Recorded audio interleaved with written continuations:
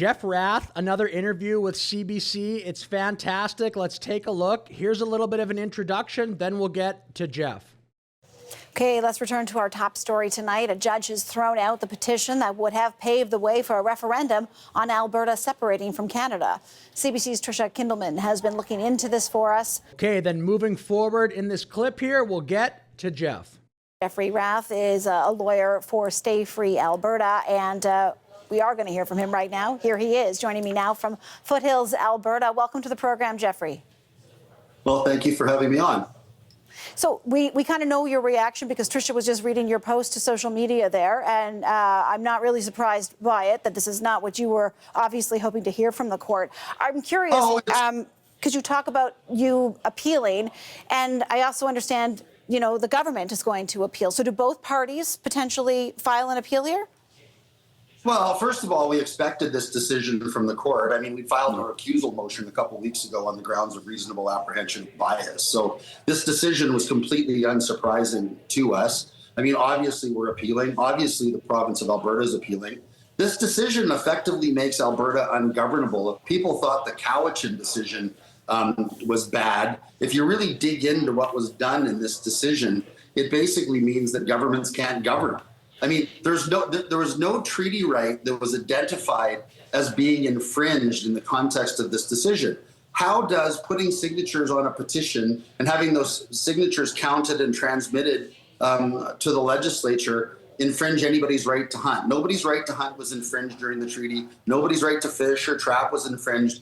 Even if you take the rights at their broadest, as expressed by the Supreme Court in the Mikisew decision, which I won at the Supreme Court, and that is the broadest right under Treaty 8 is the right to carry on the mode and way of life throughout the tract surrendered as if you never entered into treaty. How do people signing a petition, putting their names on the petition, and transmitting their wishes to their elected officials contravene anybody's right to carry on their mode and way of life throughout the tract surrendered as if they never entered into treaty? So from our perspective, you know, the decision legally is completely incomprehensible. And, you know, obviously we'll be appealing on that basis. I don't think the Court of Appeal is going to have much trouble overturning it.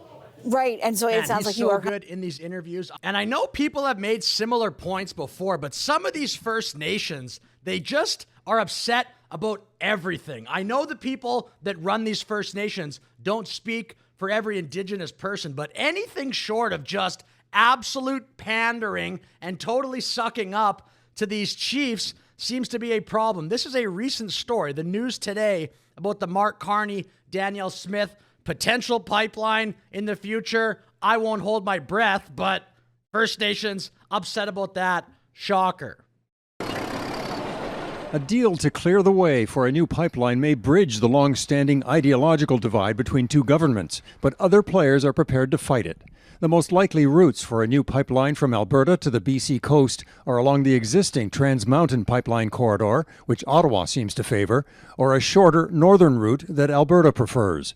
An alliance of coastal First Nations says this is what they're trying to protect: the land, the water, as well as their culture and inherent rights. They will oppose a pipeline. Those people are so selfish, man. Have a little bit of empathy for everybody else. Canada needs the GDP growth. We need it. Our country is crumbling. We need growth. In the courts, if necessary. We've been this guy sucks, by the way.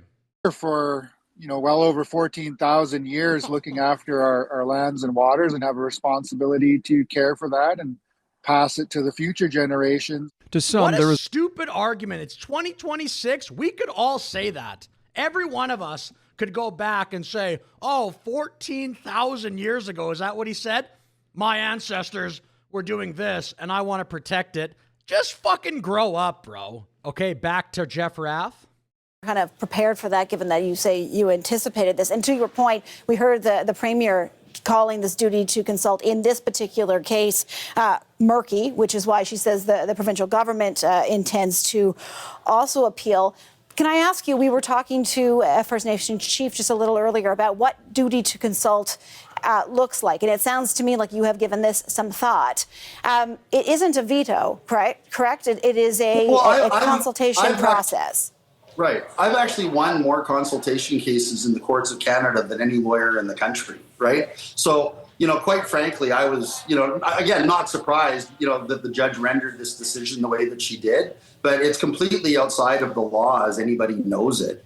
Effectively, she said, and this was in a stay decision that she issued earlier, all you have to do is assert that there is a treaty, a treaty relationship, not even a specific right, a treaty relationship and a lack of consultation, and that gives rise to irreparable harm, giving rise to, to a stay, preventing government from moving forward.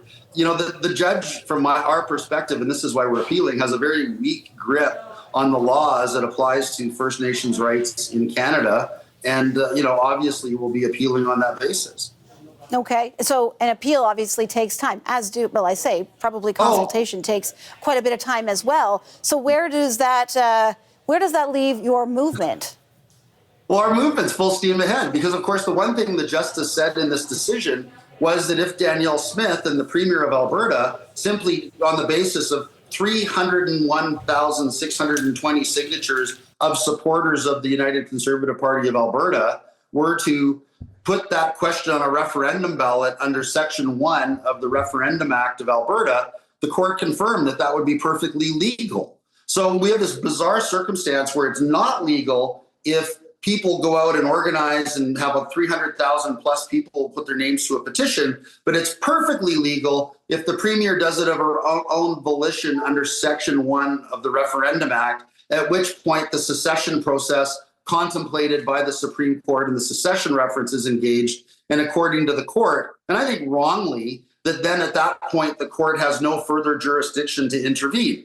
We say the court's jurisdiction to intervene would arise after a constitutional conference under Section 35.1 of the Constitution Act, which would require a constitutional conference if there was a devolution of federal powers involving First Nations to the province, right? So there's a legal mechanism for doing that. Something else the judge was wrong about and didn't even mention in her decision. Okay, the interview just cut off there, at least on this video from volition CBC, but we'll finish the video there. Final point, I'm not a lawyer, but duty to consult sounds like the biggest pile of crap I've ever heard. The consulting, I said this in a prior video, it should just be, hey, it's happening. Like Rath was saying, what does people signing a petition have to do with other people's rights? Duty to consult sounds like nothing.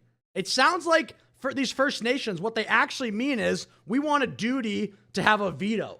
Because consulting, like, what the fuck does that mean? You get sat down, you get fed some meal or something, served some drinks, and you get explained to about what the petition is going to be. Anyway, with that said, I'll finish the video. Thanks for watching. Like and subscribe. Have a great day. Okay, one final quick point. In the thumbnail, I put Media King. I do think Jeff Rath has the title of Media King in Canada for sure right now. I've been waiting my entire life, I think, for somebody to just talk normally on one of these shows, like somebody would talk at the bar or whatever. Jeff Rath, in my opinion, does that. He's articulate. He makes good arguments. It's so rare on CBC, CTV. They all sound like robots. They all sound very similar to one another. Even the people who are so-called conservatives on these shows, they sound to me like liberals usually. Anyway, that's my final point.